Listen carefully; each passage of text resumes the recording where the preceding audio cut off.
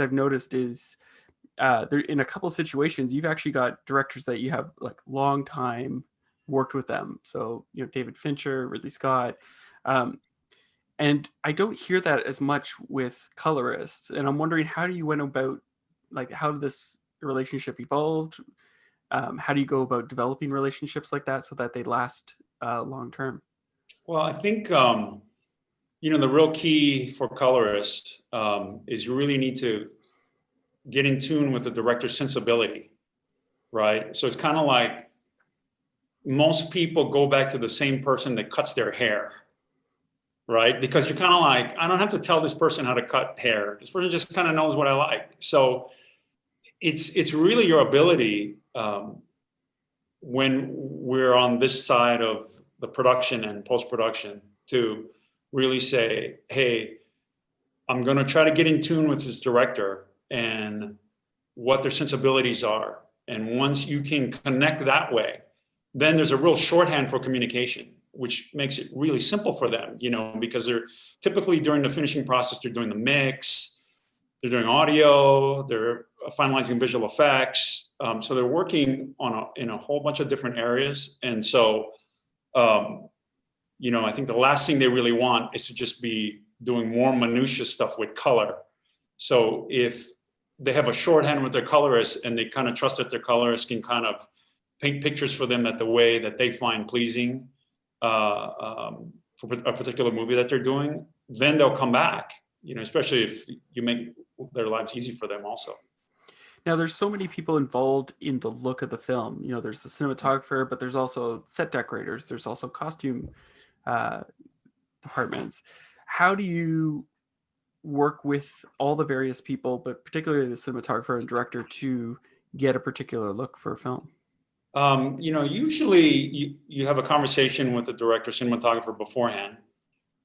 And so that you get an idea of what they think the movie should be and what it should look like. A lot of times we also get to see the dailies cut together from the Avid.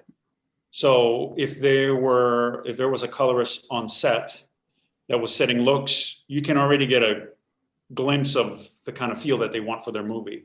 So that makes it a lot easier, just having sort of like the Avid output of the show.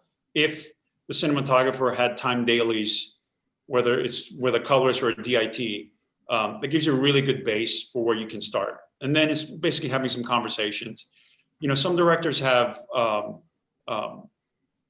a certain preference and style for them. They look at color certain ways. So once you understand how they operate and the kind of looks that they like, then it's very easy for you to, implement those looks on a different kind of show or movie that they're doing. Even if they're doing a horror, then they do a drama, then they do some other type of movie. But if you know their sensibilities, it's an easy shorthand that way.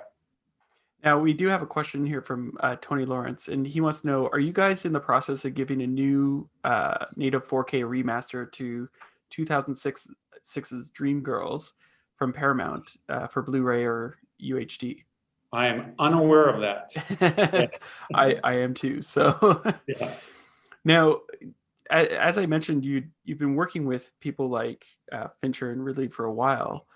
One of the things I noticed is you started back before we had things like Resolve and what have you. So from the old sort of telecine days, what have you learned from working in that format, or that, I guess, approach to color that you use still to this day? Back when we were doing telecine, obviously it was a film to tape transfer. So if you're doing features, was film to film. So they would go to the lab and have a lab timer time their film. They would have printer points, and they would have a point of red, a point of green. They can make it a little bit brighter, a little bit darker. They didn't really have the control that we had digitally when we were doing film to video. So all the commercials, music videos, TV shows, and stuff like that, that we would all be coloring. We have power windows. We can do color isolation. We can do all those things that were not available in the feature film realm. Then when the DI came about in the early 2000s, the technology had gotten to a point where the color correctors could take on these large files that were, 2K, 4K files, and you could color correct it for theatrical. And then that was like a big game changer for a lot of directors, like David Fincher, for example. That was the first really big DI that Technicolor had when they started in 2002. So I was working with David, and he said, "Hey, I want to do Panic Room in this DI thing," and it was a pretty big move, even though it didn't seem like it was a big move. It was a really huge move at the time because basically the technology was in its infancy.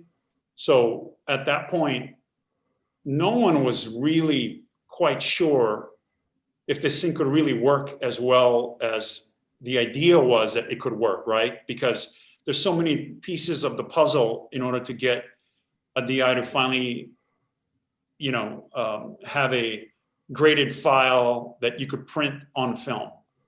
There's so many factors involved to get that to look right. And at the time, we're just kind of inventing the wheel. So it was a really huge move because I'd basically giving up all my telecine clients and commercials and video and stuff like that to move into the feature realm. And it was a pretty arduous process that, we lost a lot of our lives, I think, from the hours and the pain back in the days. Equipment wasn't working, and you're just trying new technology at the time. So, but it all worked out, and so now doing a DI is no different than doing a commercial or music video or anything else. Now it's very similar. Well, it's interesting that you would say that, because this industry is very demanding. So, for example, like you're talking about learning the DI process. How do you keep up on all this advancement? Because it's constantly advancing. And how do you make sure that you're going down the right path? Because there might be competing versions of the DI. There might be competing software. What's your approach for that? Well, the good part about being at Company 3 and being in a large coloring facility like this is that we have clients in all forms of media, for again, commercials, videos, TV, features, anything you can imagine, we have clients that need color for. So as a result, the technology gets pushed from our clients, because the clients will say, "Hey, I want to do this. I want to do 4K. I need HDR streaming. I need this. I need that," and it forces us to step up our game and figure it out for them. That's what we do. The difference between us at Company 3 from, me working from my house is literally just the technology that's involved. In order to get things done properly on a large scale, for example, you do a huge $100 million plus movie. There are so many parts that people are not aware of that needs to come together in order to get that movie to fall into place so that we can meet the deadline of that movie getting released on time and everything looking right, from multiple, dozen vendors sending us stuff, things coming in on the last minute. We have had to have an army of people just to get things done. Just from the technology and our clients having needs that we need to push ourselves to the limits of our capabilities and past, that keeps us on our toes. Now, I have a question here from Martin Lopez, and he wants to know, when you're working with directors like Ridley Scott or Fincher or whoever, how much freedom do you have as a colorist? I have a tremendous amount of freedom because they, when you build a relationship with a director, again, I think most of the colorists will tell you the same thing. If they have a relationship with a director, they really trust you. And as a result, they don't need to be there when you're doing it. Mm-hmm. And even when they come in and supervise, they're not changing that much. I think if you ask most colorists, they'll tell you the same thing. So when I have a shorthand with directors that I work with all the time, my goal is so that the last thing they need to worry about in the finishing process is the color. I want them to just be Like, I need to go work on these other things. And if I got to get into the weeds with somebody on a particular aspect of my film, I can get into the weeds, but I don't want to worry about the color because I know that's going to be taken care of. I mean, that's the kind of relationship you want to have, right? Like, you don't want, they're not going to want, no one wants a relationship where, you know, let's say you're building a house and you have to supervise every single person. Yeah. And getting into the weeds of like your painter and the person that's going to do your flooring and the person that's doing your roofing. I mean, you know, it just drives you crazy. So if I can just alleviate that aspect of their lives so that they can just come in and go, oh man, that thing looks great, but let's just change this and that. And, you know, hopefully it won't take that long. Then, you know, it's just a lot better for everyone. Yeah. It's like becoming their left arm so that they don't have to think about it. Absolutely. Kareem wants to know, how do you decide between ACES, Baselight, T-Log, eGamut, or Resolve color management for your projects? I think, again, that's, it's very client dependent. Mm-hmm. So some studios have different requirements when we're doing, you know, we're talking in the feature world. Some studios have different requirements. We basically take a look at each project, right? So each project is done on an individual basis. Mm-hmm. You know, sometimes I would say for the bulk of movies, we can kind of push them into a certain pipeline. Some other movies, you basically have to break the mold because of certain needs that they may have. So as a result, it's a conversation we'll have with the clients in the studio. If they say they want to do ACES, we'll say, okay, we can do ACES. Mm-hmm. Well, what camera are you shooting for ACES? What kind of look do you want in ACES? And then we can kind of shape the project around ACES, you know, having ACES involved. Other times it's like, do you really need to deal with ACES? Maybe you don't. Do you really need this? You know, and so part of what we do is we can handhold the clients throughout the whole process from the beginning to the end. The biggest problems that we've had as a finishing coloring facility is when we don't have that conversation early on with the clients, right? So if they start using a lookup table on set that is not appropriate to the finishing end, mm-hmm. the myriad of problems that will open up by the time you're at the finishing end is something that is very crazy. Pandora's box. Yeah, I mean, it's just, you know, so there's so many things that most people don't even think about, but it's really, really, really important. So, you know, it's really important to know the technology and to also talk to the clients about, like, what are your needs, and let us help you get your project to the finish line in the easiest way possible, in the shortest distance possible. You know, let's just go in a straight line instead of zigzagging back and forth by doing things unnecessarily. Now, I have a question here from Kim Young, and he wants to know, can you share some advice for young colorists? What would you tell a young colorist just getting started? Young colorists, you know, I would say you just make sure that you keep coloring as many things as you can, right? Because I always tell people it's kind of like painting. You know, if you take a painting class and you learn how to paint a bowl of fruit and you think you did a great job and you keep painting for 10 years and then you paint that same bowl of fruit, you're going to paint it completely differently. And you're going to look back at what you did 10 years earlier and say, oh man, I kind of didn't know what I was doing back then. Well, it's the same thing, right? The repetition and just coloring more and more and more footage, you know, keeping an open mind, right? So having your mind be open constantly, even if you're coloring. So even for me, I mean, I've been coloring a really long time, but it's like, I'll look at a certain movie and say, oh, I think it should have this look, because I've had that look a whole bunch of times. But it's really keeping my mind open and not being attached to anything, right? Because maybe we can try something else. Maybe we can try this, and maybe it doesn't work, but maybe it does work, right? And there's so many different tools that are in Resolve and these color correctors, and you can try different things to create different looks. So it's really kind of being agnostic about things, right? Just keep your mind open, and it's like every time you think you kind of know it all, you just think to yourself, you really don't know anything. If you just say you don't know anything, And then you look at other people's work, or you look at, anything, photographs and other people's work on TV or features, or, you can always get great ideas and you can try to replicate it. It'll just give you more of a tool set to work with when you have a client that wants to have a certain kind of look. You can say, hey, you can come out of your bag of tricks in your mind to come up with something. Now, when I was researching for this talk, there was an article about you and Bogdanowicz at Company 3 working together in regards to mentorship within the company and artist recruitment. How do you approach mentorship with young colorists in your company then?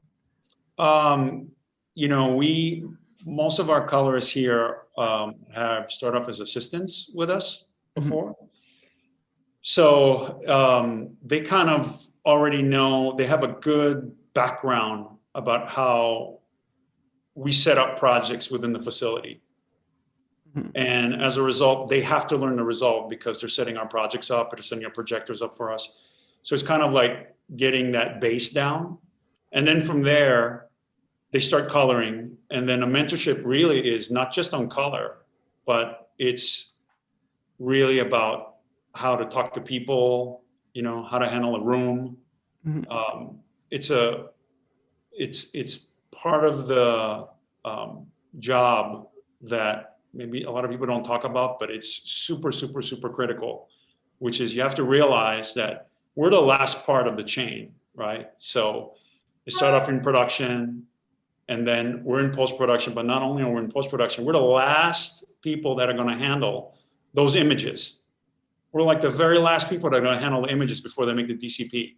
Mm-hmm. So at that point, you have potentially a lot of people that are very nervous, right? You have people who've been working on this for years. You got the director that's nervous. You got the DP that's nervous. You got visual effects that's nervous that all the visual effects are going to look right? You've got the producers that are nervous. You've got the studio that's nervous. You got everybody, and sometimes people will have different ideas about what the movie should look like. And so, part of your job as a colorist really is to just kind of make the movie look as best as it can and have everybody kind of not panic and, keep everybody calm and do all those kind of things, which is like a really big skill to have in our business. So, part of our mentorship is not just with color, but it's really about, sort of like how you handle people and how you talk to people, right? Mm-hmm. It's a very, very important part of our job. Now, Mark wants to know, with the whole COVID thing that's happened, grading remotely with clients, how do you ensure that what they're watching is accurate or is an accurate representation of what you're doing? Well, what we have is we have two ways that we allow our clients to see things on their iPad. So basically, our clients have iPads, or they're equipped with iPads, and we have them calibrated the way we need it so that the color is accurate from what we're doing. So for example, if we're doing commercial, music video, TV, things that are graded on a monitor, like let's say an X300 that we grade on, we can have a setting on someone's iPad and we can stream it to them. So that they're seeing the same thing. And it's also streaming to an iPad in my room. So I can see exactly what they're seeing. So, if I'm seeing exactly what they're seeing and they're seeing our picture, then we have a good communication that way about, grading things. It's worked really, really well. It's funny that you would say that because I talked to James Neist for The Haunting of Bly Manor, and he had just finished doing that for Bly Manor with the iPad. And he said he's never been more nervous because he didn't know would the iPad work, and it was coming out the next day. So he was very stressed. So I'm sure he's very happy with the results then. Yeah. I mean, that's the really interesting thing about COVID is it's kind of sped up these type of things that was going to happen anyway. Mm-hmm. This sort of, because so many of our clients are in other countries, they're in other states, by the time we're finishing, it was going to get to this point anyway, where it's like, we got to be able to let them see on some device in their home somewhere when they're really busy, that they can take a look at the color. And so, I did this short project with Nancy Myers recently, and she was literally on her iPad in her car signing Hope off. she wasn't driving. She lost her internet at her house. So she drove to her daughter's house and was in her daughter's garage. So she has an iPad in her daughter's garage. Wow. And we're signing off on this movie, right? This short movie that she did. I mean, it's like fantastic, Yeah. Now, Jeff wants to know, do you work with color scientists a lot or work on LUTs yourself? For sure. We work with color. We have a color science team. They are completely integral to our whole workflow. We could not survive without them. How does that relationship work? Oh, basically, let's just, I'll give you like a really quick answer for that, and then it'll get more complicated. But let's just say how many different professional cameras are out there, right? So let's just say you got Red, you have Alexa, you have the Sony Venice, you have, let's say 5-6 different cameras. You decide you want to shoot with a particular camera, right? So a client comes to you and says, hey, I shot Sony Venice, or next client says, I shot with the Red, I shot with this camera, I shot with that camera. Well, all those cameras are a little bit different. And basically what the color science team, what they do is they can basically provide a lookup table for us that's basically going to maximize the look of that chip, right? So that we know when the footage comes in, we don't have any information there that we've left on the table.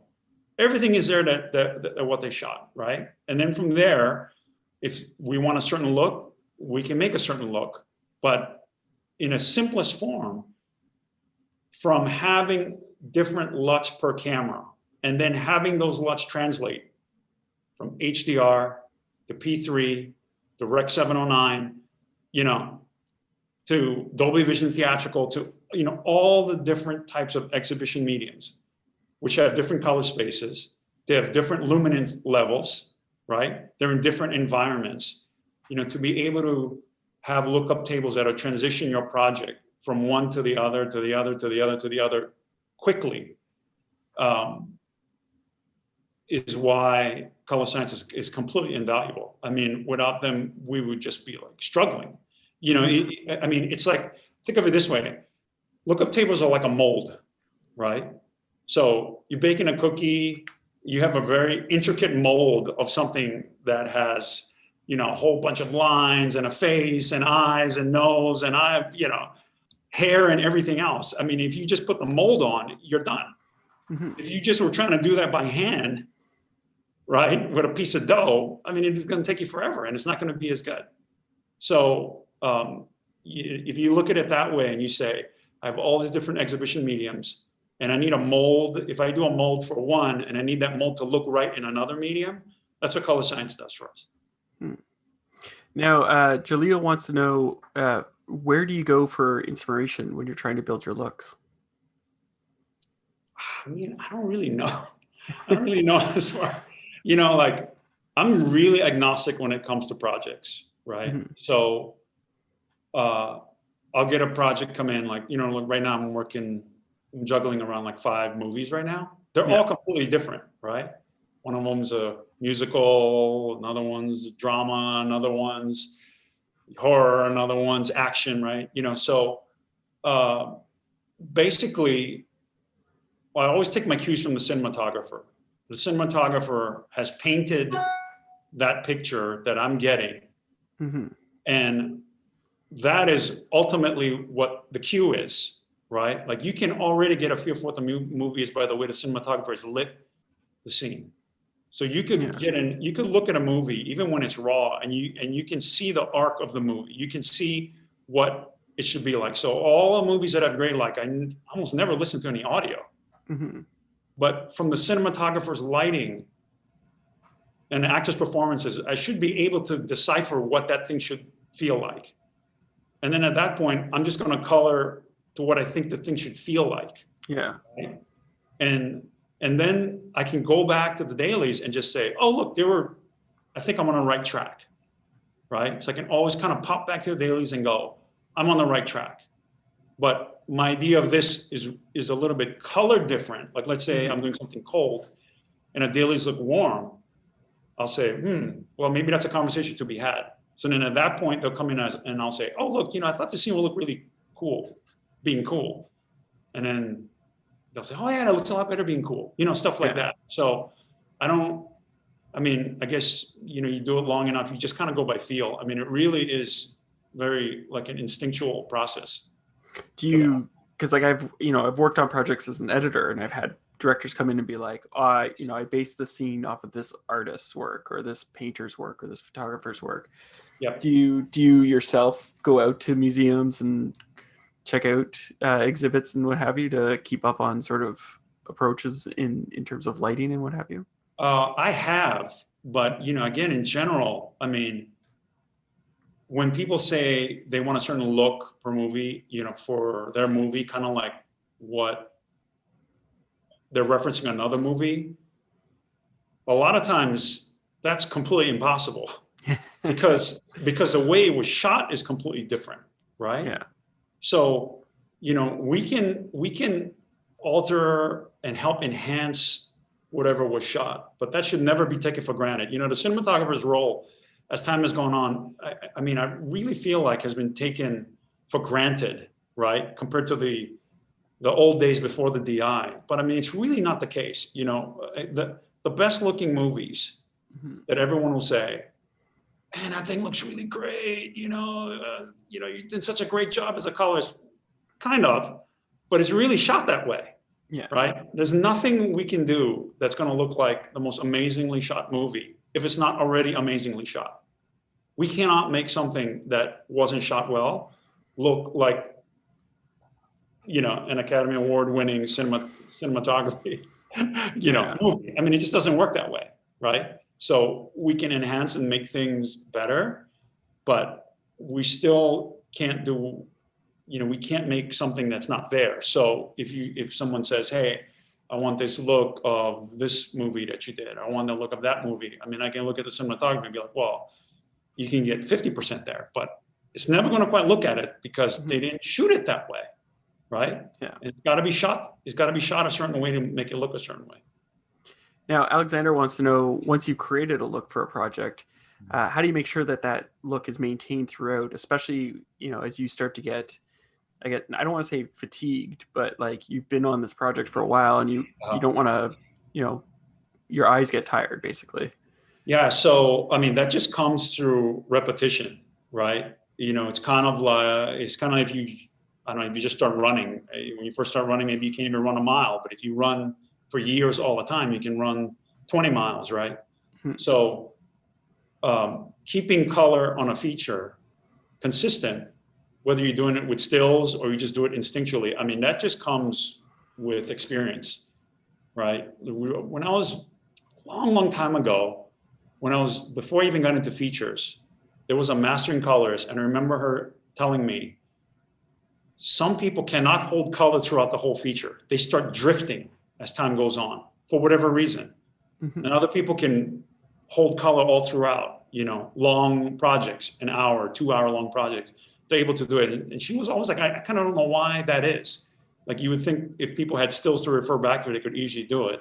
Plus, if you had a color correction that you started with that, let's say had 30% desaturation, you can just kind of keep that throughout the whole movie, but I have found that through time that just kind of like the more you do things, the more features that I've gone through, that just the easier it's been, to the point where I could just go through a whole movie. I don't have to refer back to stills that much. And, from reel 1 to reel 8, I don't have to refer back. I just, you just kind of learn and you develop a feel, and you can even jump through projects or different shows throughout the day. So one could be saturated, another project could be desaturated, one could be running cold, another could be running warm. And after a while, you just build a muscle for your brain and your eyes so that you can just do multiple things at the same time during the same day. You'll be fine. How do you take care of your eyes then to make sure, I'll tell you a good trick to take care of your eyes. It's called listening to books when you read. Right? So this eye doctor that I know basically said everyone that he has had as a patient when they were kids through high school, and they had perfect 20/20 vision. The moment they went to college and they studied basically two fields, finance and law, where they were constantly reading, he was like, by the time they're in their mid to late 20s, they all needed glasses, right? So if I'm staring at a monitor all day long, that's 2 or 3 feet away from me, every 15, 20 minutes, I'm staring at something else. Yeah. Or I'm looking far, right? So you have to build your muscles for your eyes to look far and then look close, and look far and look close. So the great thing about doing features is I have to stare at a screen that's really far away from me. Mm-hmm. And then I want to take a break. Let me go check my email. And I'm have my phone in front of my face, which is 2 feet away from me. Then I go back and my eyes adjust back, looking really far. When I'm doing actually TV work, it's harder.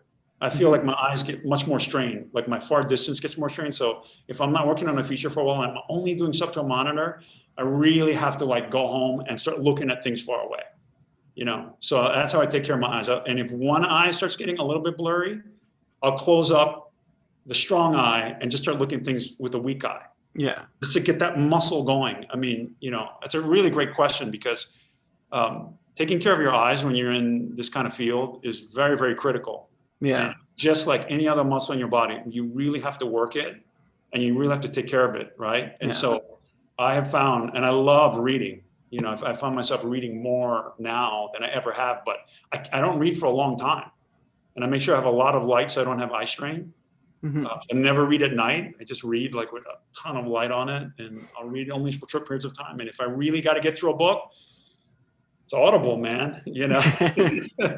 So the poll quote from this will be, Stephen says, don't read. Read, but listen. Read, but listen. Yeah.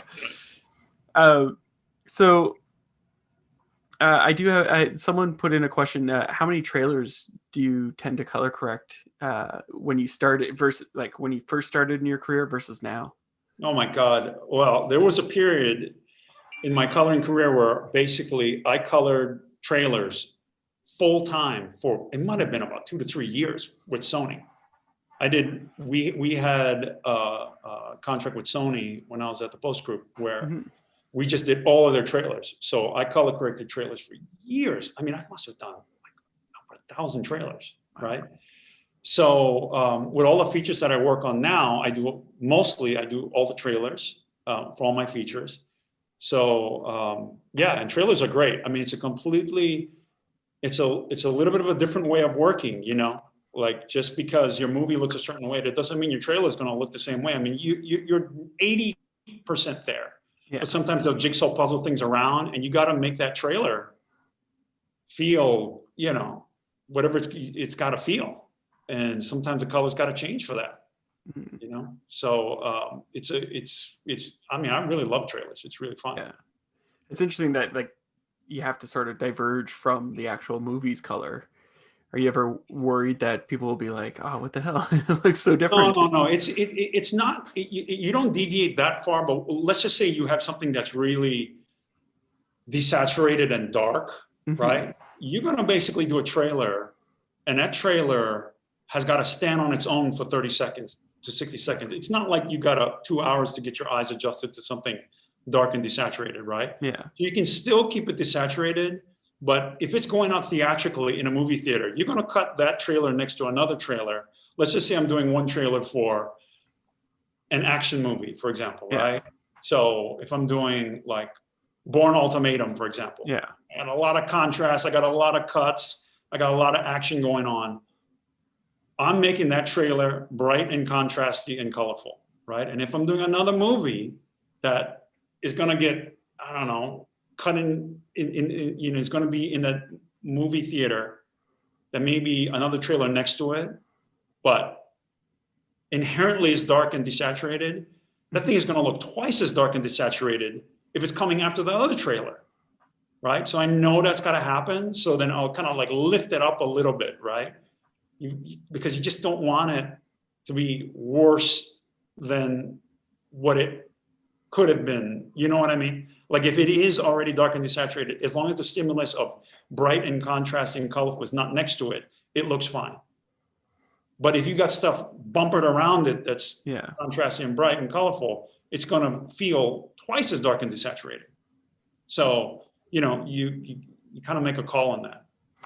Now, going back to our discussion about books, Peter wants to know, what books would you recommend for colorists? And I want to expand on that, because you said you were a big fan of reading. What books would you recommend that you loved? Well, for coloring, I don't know of any coloring book. You know, the best thing to learn how to color is you basically just get, you know, whether you take a class on it or you go somewhere where there's a coloring facility, you know, and you can just start practicing your color that way. You learn from the mean streets of LA. Yeah, right. So that's the nice part about being in, you know, big cities like LA is like, you know, there are a lot of places that color. But for books, I mean, there's a great book that everybody should read called Man's Search for Meaning by Viktor Frankl. Oh yeah, I've read that. It's very good. So if you, it's heavy though, I will say. it's you know, it's heavy, but it's a fantastic book during this time. Yeah. During this pandemic, during this period where like nobody can sense when we're going to come out of this. There's really no answer, right? And everybody's been on lockdown, and you know, people, you know, it's a very tough situation right now. But the book gives you a really good perspective about life and how to stay positive and how to keep moving forward. And you know, so I think, you know, especially when you're in a creative field too, I mean, you really have to have your emotions in a really good place. Yeah. Right? Otherwise, it shows up in your work too. Yeah. I mean, I really feel that. Like, it really shows up in your work. So you just want to be in a really good place everywhere. So, I mean, I would recommend that book. If people haven't read the fantastic book. Read that book. Yeah.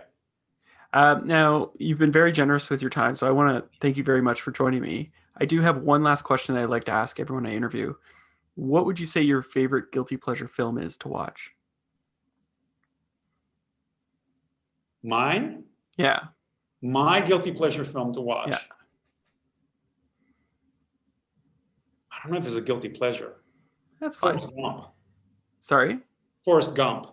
Yeah, I usually tell people, you know, you're flipping around on Sunday on the television and it comes up and you're like, and I wouldn't have watched this today, but it's on, so I'll watch it. Right? Oh, one of those things. Yeah. One of those ones. That's not like considered like a great, like popular movie. Oh, man. I don't know. Hard to say. I really can't think of it. You know what movie I think is, you know what movie back in the day I probably watched like 20 times? What? Is Boiler Room. Oh yeah, that's, you know what? No. You remember that movie? Yeah. That was a really good movie. Yeah. Yeah. So that movie, I don't know, for whatever reason, I think I've watched that movie like 20 times. Whenever, if it comes on, like, I'll watch it. And it's odd that it's not talked about that much, because I remember watching it and being like, that's a really good movie, and then no one really talked about it. Yeah, right. Yeah. So maybe that's it. Yeah. Well, thank you so much for letting me interview. My pleasure. All right. Enjoy the weekend. All right, you too. Thanks so much. Bye. Bye.